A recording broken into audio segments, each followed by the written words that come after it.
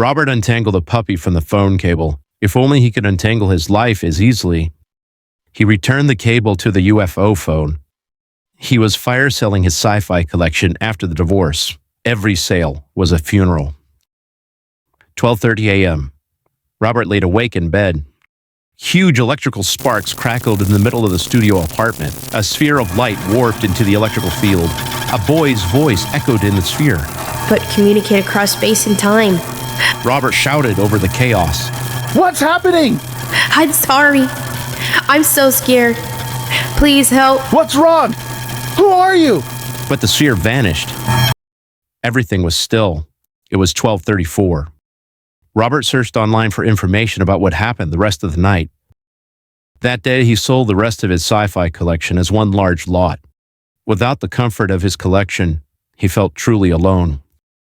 He was dozing when the sphere of light reappeared. Robert's stomach dropped when he recognized his younger self's image in the sphere, confirmed by the comet-shaped cigar burn on his neck.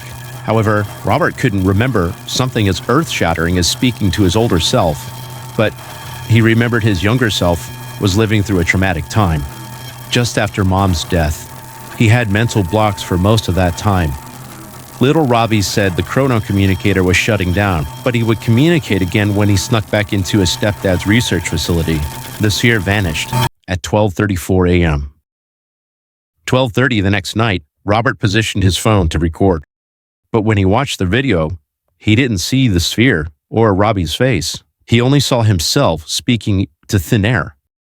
Was he going crazy? Later, Robert watched nervously as his brother Eric viewed the recording. Robert heard his recorded self say, I'm sorry it's so difficult right now, but you do survive.